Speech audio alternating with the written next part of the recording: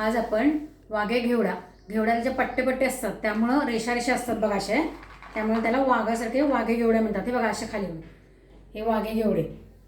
ह्याला साधारण अशा रेषा रेषा असतात की नाही, म्हणून ह्याला वाघे घेवडे म्हणतात. आता हा मी शिजवलेला आहे कुकरमध्ये आणि त्याची आमटी कशी करायची ती दाखवते, कारण प्रत्येकाची वेगवेगळी पद्धत असते आमटी करण्याची. आता सुरुवातीला काय म्हणले, मी तेल ठेवलंय तापत, त्याच्यामध्ये फोडणी करून घेते. मोहरी, जिरे, हिंग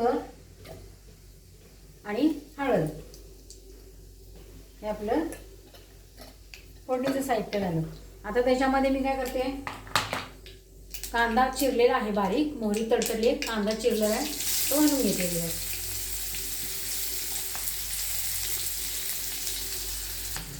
गॅस मंदच ठेवलाय बरं का. आता त्याच्यामध्ये आलं लसणाची पेस्ट घालूया आणि थोडीशी कोथिंबीर घालून घ्या. कोथिंबीरीचा फोडणीत वास छान येतो. आता हे मी सगळं परतून घेते. आता हे छान परतलं गेलेलं आहे. आता त्याच्यात कांदा लसणाचं तिखट असतं की नाही ते घालून घ्यायचं याच्यात. आणि गोडा मसाल्यात सगळे गरम मसाले असतातच. आता हे परतून घ्यायचे.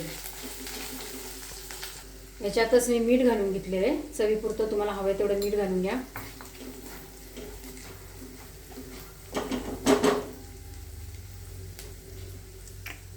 आता आपले हे घेवडे शिजवलेले आहेत, ते सुरुवातीला आधी नुसते असे घालून घ्यायचे.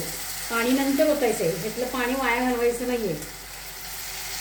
ह्याच्यातले निम्मे घेवडे मिक्सर मधनं काढून किंवा पळीने बारीक करून केलं ना टाकल्याच्यात, तरी त्याला शेंगदाण्याचं कूट घालावं लागत नाही. त्याच्यात 2 चमचे किंवा 1.5 चमचा कूट घालून घ्यायचं आणि मग ते परतून त्याच्यात हे पाणी ओतून घ्यायचं आहे.